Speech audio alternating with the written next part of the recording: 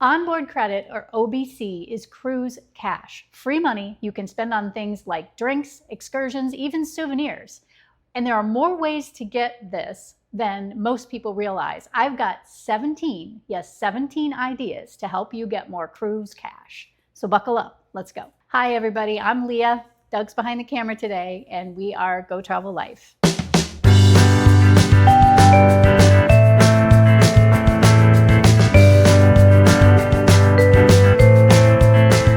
If you are new or newer to cruising, this may be very beneficial to you, as there are quite a few ways to attempt to get onboard credit for your cruise that is upcoming.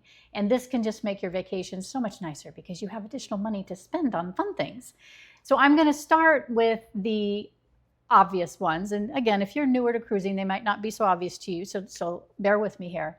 Number one would be booking bonuses. So when you see a cruise advertised, make sure you're looking for any little incentives in there. And in many cases, onboard credit is one of them. It's just truly a way to make your vacation more enjoyable. You can purchase shore excursions or dining packages, whatever. So just make sure you know when you're booking if there's onboard credit that is included.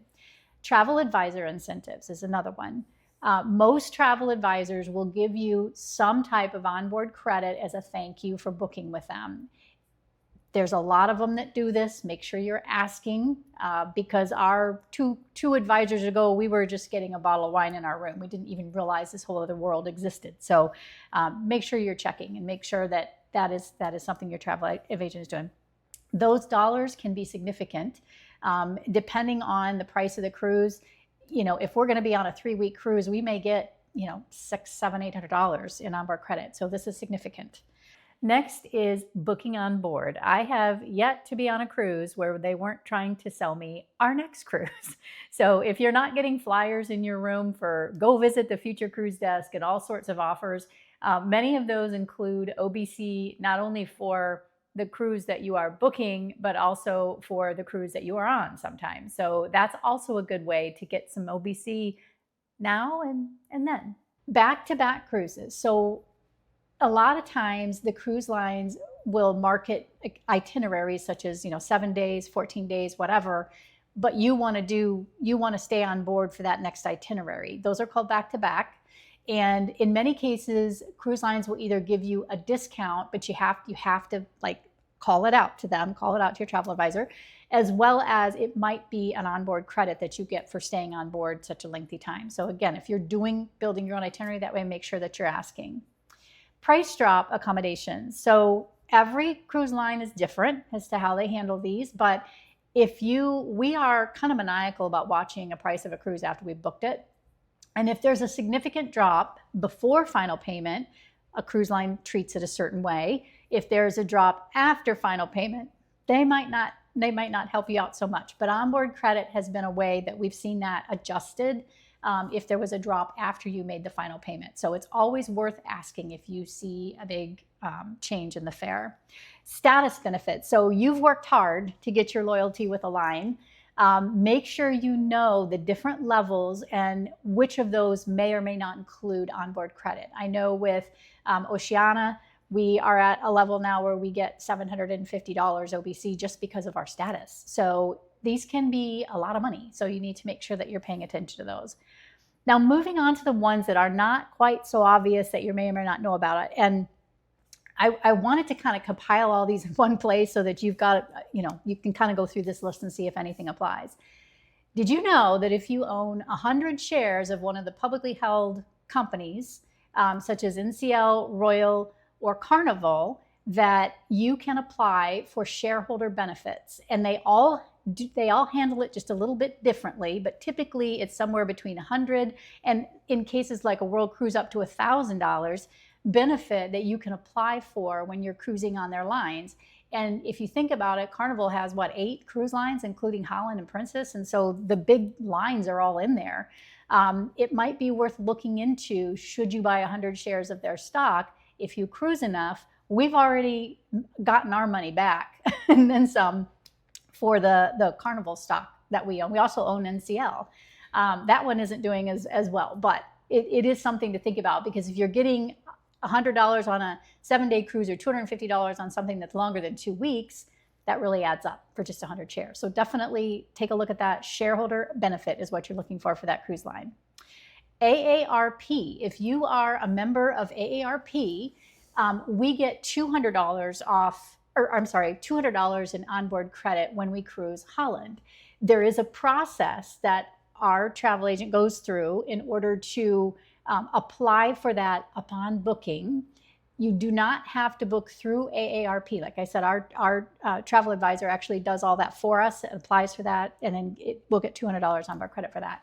But if you are booking through AARP, a lot of times they will also offer additional onboard credit. So again, another source to take a look at. Another one that we've been using is the American Express Platinum Cruise Privileges Program, CPP for short. If you have an Amex Platinum, you can get it's about $300 for your cruise, and sometimes includes a bottle of wine. You can use your travel advisor if they're part of that program. You do not have to book directly through American Express. We do this with our travel advisor. But we have $300 per cruise coming up on like 4 different cruises because of this program. They apply the codes, and then we get the onboard credit and any other benefits that come with it. So Amex Platinum Cruise Privileges Program, CPP. Check it out. Status honoring or status match. They're different things, but it's something worth looking at if you have any kind of status with a line and you're looking to try something else out. So status match, companies like MSC will do a status match. Explore Journeys has announced a program to do that, but only with upper echelon lines. Royal actually matches between their lines of Celebrity and Silversea. And that can lead to significant onboard credit if you are a higher level, and other benefits as well. Status honoring is what NCL announced this past fall, and you have to apply for it for every cruise you're going on. So whether you are on Norwegian, Oceania, or Regent, we take our NCL status and we're requesting a match on Oceania, so we'll end up being a higher level, and it is hundreds of dollars in onboard credit that we will receive.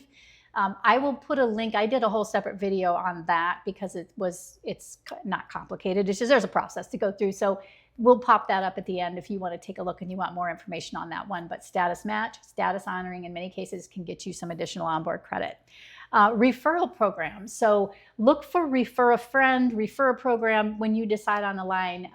There are companies, Princess, I think, does $25 for everyone you refer that books a cruise. Silversea has a really nice one that both people get some kind of discount. Just check that out. And you refer somebody, they take a cruise, they get something, you get something. And there's a few of those out there now. Military, first responders, and even teachers, sometimes it's a pricing discount you get, but sometimes it's onboard credit. So if you hold any of those statuses, make sure that you're checking to get all of your benefits.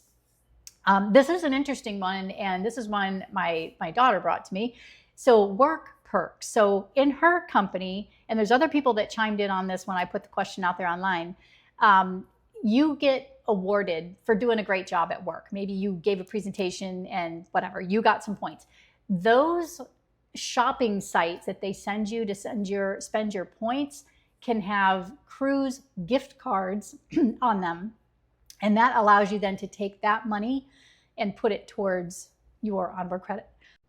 Next up is cruise credit cards. So if you are loyal to a line, this might be worth it to you. I know the cents per point doesn't always work out, but if you are a loyal cruiser, all the cruise lines are offering credit cards now where you can then get onboard credit. So that is also something to think about.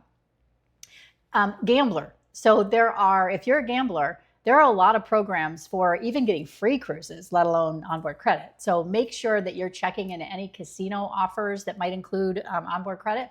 That's a big one. And then compensation. So this one, if something happens on your cruise, and you've seen it, right? Someone has a leak in their door and floods the room. I mean, there are things that happen, right? Or maybe in our case, we had a port we were supposed to stay overnight in, and they ended up changing it after, it was like the day after final payment was made. They changed it so it wasn't an overnight anymore. And it was really disappointing because it was a port we wanted to go to. In the end, because of all the complaints they got, long story short, they said it was an operational issue. It wasn't. It was a scheduling issue. Enough people complained that they started giving us all a little bit of OBC, and I think it was like $400. So, we didn't get to see the whole place, but we got to see some of it. It was something to think about if you have a problem on your cruise. And then the last one is welcome back OBC. A few people mentioned this one. When you get home from a cruise, many times if you didn't necessarily book something on board, they'll send you a little offer and say, hey, if you book your next cruise within 30, 60, or 90 days, we'll give you some extra onboard credit on that cruise. So that is something, just be on the lookout for that when you get back. Hopefully these have helped you. A couple clarifications I want to make. OBC can be refundable or non-refundable, and it's really important to know the difference. Most of the things I just mentioned are non-refundable. So my suggestion, this is what we do every time. Once we board, usually they get all of your credits and things in your account within the first 24 hours. So you can go to the desk, you can look on your TV, whatever their account system is, make sure it's all there, but also make sure that you know not only is it refundable or non-refundable, or what can you spend it on, because sometimes there are limitations to what you can spend that OBC on, and every cruise line can be a little bit different about that, so take the time to do that. My second caveat is things change all the time. Cruise program changing all the time. So as of this date, these are the 17 I know about, and they may change. So just always check and double check to see what's still in effect for you. If I missed something, what did I miss? I love putting these videos together because I feel like we're helping each other. I'm compiling stuff into one place, so you've got it all there. You can take a look at it. If I miss something, let's just do our community a favor and put it out there. Put it in the comments for me. Let me know what I missed, so that will help the rest of the group.